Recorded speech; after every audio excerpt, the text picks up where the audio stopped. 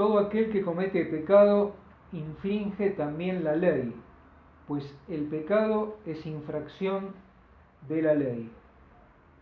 Primera de Juan 3, 4. ¿Qué es el pecado? Como dice acá el apóstol San Juan, es infracción de la ley.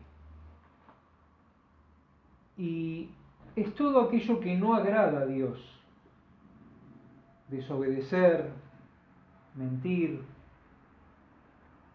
celos, envidia, inmoralidad sexual, adulterio, fornicación, blasfemias, desobedecer al Señor, rechazar a Cristo y la obra de Cristo en la cruz del Calvario, blasfemar el nombre de Dios, deshonrar a los padres, en fin, hay una larga lista. Ahora, ¿quiénes pecaron y pecan? Todos, todos. La Biblia dice en Romanos 3:23, por cuanto todos pecaron y están destituidos de la gloria de Dios, o sea, están separados, lejos de la gloria de Dios. Pedro, Juan, Santiago, María, Pepe, Marcelo, todos hemos pecado y estamos lejos, separados, destituidos de la gloria de Dios. No lo digo yo, lo dice la Biblia. Pero, a ver, vamos a analizar el pecado. Como transgresión es el hecho de traspasar la ley, que es el límite divino entre el bien y el mal. Pecado como iniquidad es un acto inherentemente malo, ya esté o no expresamente prohibido. Es depravación moral. Pecado es desorden, o sea, anarquía espiritual. Y como incredulidad es un insulto a la veracidad divina. Como un acto es la violación de la voluntad de Dios. Como un estado es la ausencia de justicia. Y por su naturaleza es enemistad contra Dios, como dice Romanos 8:7. Y a propósito del capítulo 8 de Romanos, aquí nos habla más del pecado. Vamos a Romanos 8:6 primero. Dice, porque el ocuparse de la carne es muerte, o sea, de los apetitos carnales, del pecado. El ocuparse de la carne es muerte, pero el ocuparse del espíritu es vida y paz. Las cosas que son del Espíritu Santo. Vamos al versículo 8 ahora. Estamos en el capítulo 8 de Romanos. Y los que viven según la carne no pueden agradar a Dios, de acuerdo a los apetitos pecaminosos, carnales, mundanos. Los que viven según la carne no pueden agradar a Dios. Y finalmente vamos al versículo 13, porque si ustedes viven conforme a la carne, van a morir. Pero si por el Espíritu, o sea, por el Espíritu Santo, hacen morir las obras de la carne, vivirán. Esto es simple, es lo que al Señor le desagrada, es algo que hago que no es del agrado de Dios. Y la paga del pecado es muerte. Ahora, ¿cuál es la solución a todo esto? ¿Cómo se soluciona todo esto? Sencillo, la sangre de Cristo. El sacrificio vicario de Cristo. Ese derramamiento precioso que hizo en la cruz de su sangre por nuestro pecado, por nuestra rebelión. por todas nuestras iniquidades, transgresiones. Él tomó mi lugar y fue a la cruz y murió para que yo pudiese tener vida. La sangre de Cristo derramada, solución para el pecado. Vamos a 2 Corintios 5:21.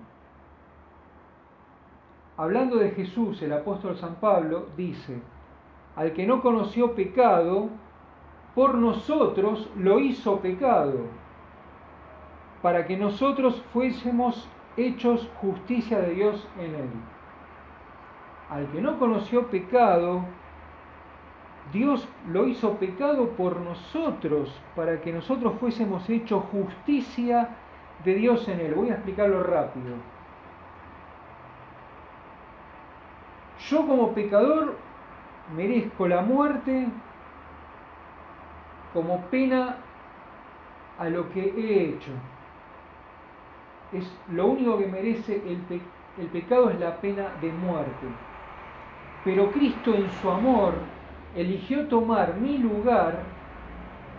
Él, siendo Dios hecho hombre, tomó un cuerpo humano y se hizo pecado Él, que nunca pecó, siendo Dios. Se hizo pecado por mí, por usted, por Él, por aquel, para salvarnos, para perdonarnos. Derramó hasta la última gota de sangre por todos nosotros, para hacernos libres del pecado y de la condenación. En el Antiguo Testamento, el que fallaba, el que pecaba, que eran todos, el pueblo de Israel, el pueblo judío, ofrecían un becerro o un cordero, que ese cordero tomaba el lugar del pecador y tenía que morir sacrificado en el altar. Y esa sangre cubría, no limpiaba, pero cubría el pecado. Hoy, el que se hizo pecado es el Cordero de Dios y es el que quita el pecado del mundo, para que nosotros con creer en Él no nos perdamos, sino que tengamos vida y vida eterna. Cuando yo acepto a Cristo como Salvador personal, las obras de Cristo se me imputan a mí, no es mi esfuerzo humano, no son mis obras, porque lo único que nosotros merecemos es el infierno. Pero Jesús nos ama tanto que muere en lugar nuestro, y ahora con aceptarlo a Él como Salvador y Señor, como el Cristo, el ungido de Dios, el Salvador, el que tomó mi lugar, yo tengo vida y vida eterna. La sangre de Cristo derramada. El pecado acarrea la pena de muerte física y espiritual, y no tiene otro remedio sino la muerte sacrificatoria de Cristo. Y esto se apropia por medio de la fe en Él, como dije antes. Romanos 6:23 dice: porque la paga del pecado es la muerte, mas la dádiva de Dios es vida eterna en Cristo Jesús, Señor nuestro. Hermoso. Si yo acepto a Cristo como Salvador personal, tengo vida eterna, ya estoy viviendo la eternidad con Cristo, aunque este cuerpo, este estuche que Dios me presta para vivir en la tierra, un día tenga que dejarlo. Yo ya estoy viviendo una eternidad con el Señor. Por eso para el cristiano la muerte no existe. Hay tres tipos de muerte espirituales para los que rechazan a Cristo. Espiritualmente se encuentra, aunque estén vivos, nosotros los vemos caminando por las calles, no tienen al Señor, lo rechazan, no lo han aceptado como Salvador personal y son muertos caminando. Están espiritualmente muertos. No lo digo yo, lo dice la Biblia.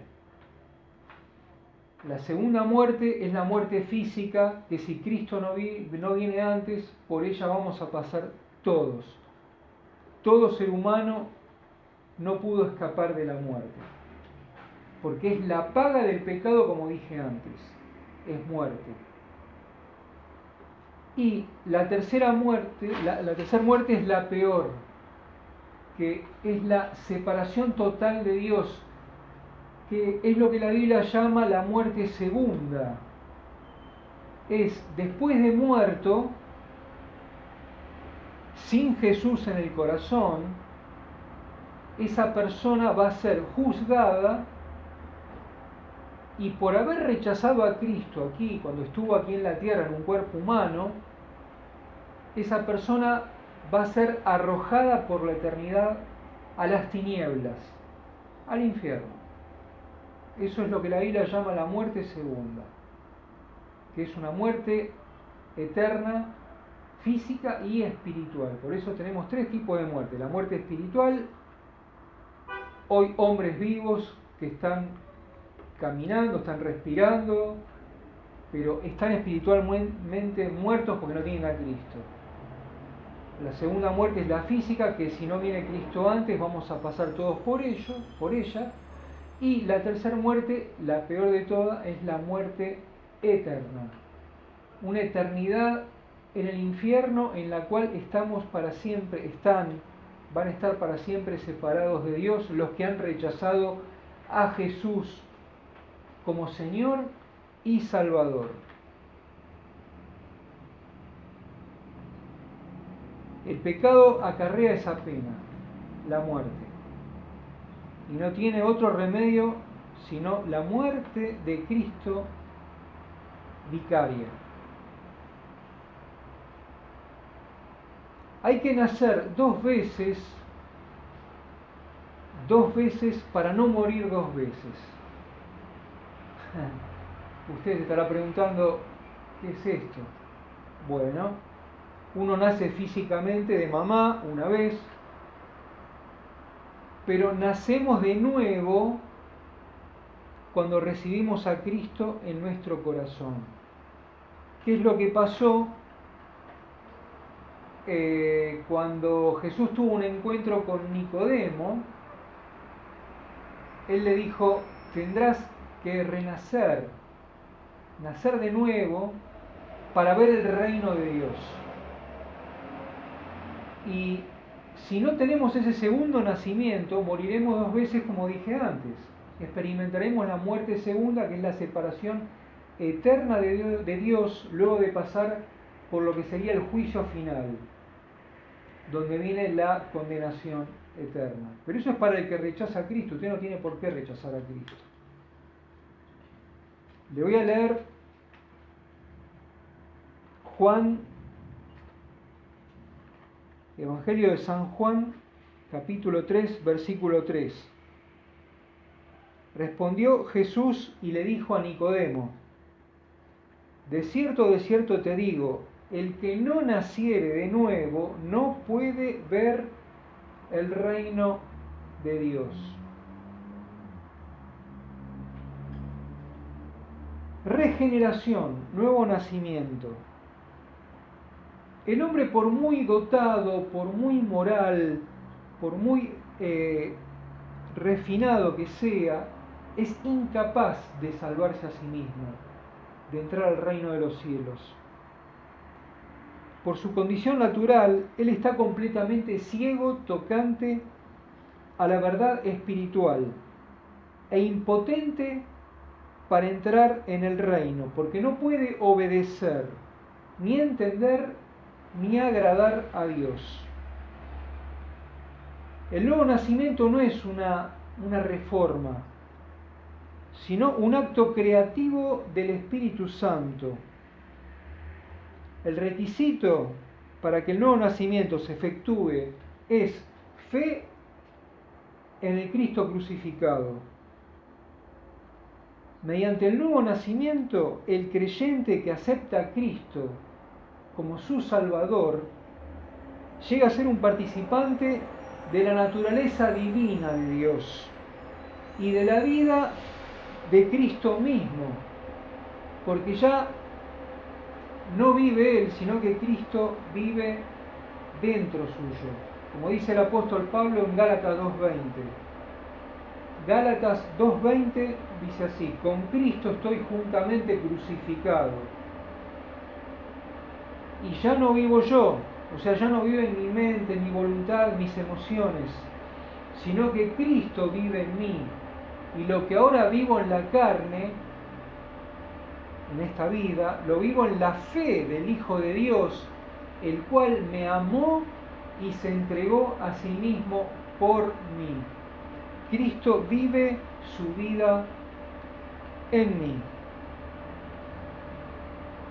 Llegamos a ser participantes de la vida de Cristo mismo. Le hago una pregunta, amigo. Si usted no recibió a Cristo, ¿hoy quiere hacerlo? ¿Quiere recibir al Señor en su corazón, aceptarlo como Señor y Salvador? Sus obras no van a poder salvarlo. Las obras de Cristo sí, porque Él es perfecto, Él nunca cometió pecado.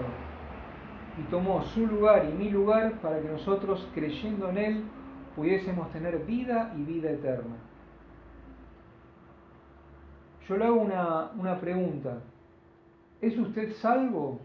No le estoy preguntando de qué religión es, a qué iglesia va.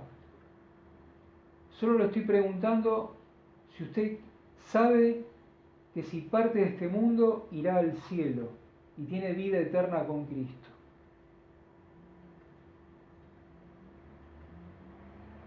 Si quiere hoy recibir al Señor en su corazón, repita conmigo esta oración. Señor Jesús, entra en mi corazón, sálvame, perdona todos mis pecados, estoy arrepentido. Yo creo que solo no puedo salvarme, soy incapaz de salvarme porque soy un pecador, pero en ti hallo refugio porque eres mi Salvador y eres mi Señor.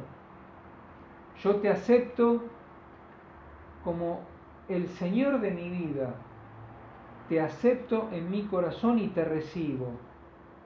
Entra en mi corazón, sálvame, límpiame y perdona todos mis pecados. Creo que moriste en lugar mío y ocupaste mi lugar en la cruz para salvarme, para perdonarme y para darme vida eterna. Creo que luego resucitaste y ascendiste a los cielos para mi justificación. Lávame en tu sangre preciosa y te pido que me hagas la persona que tú quieres que yo sea. Señor, haz que yo nunca me avergüence de ti. Y te pido que yo no sea aquí en la tierra una vergüenza para ti. Lo pido en tu santo nombre. Y te pido que me des tu Espíritu Santo para que viva dentro mío. En el nombre de Jesús. Amén. Si usted hizo esta oración de corazón, las puertas del reino de los cielos ya están abiertas para usted. Que Dios lo bendiga ricamente.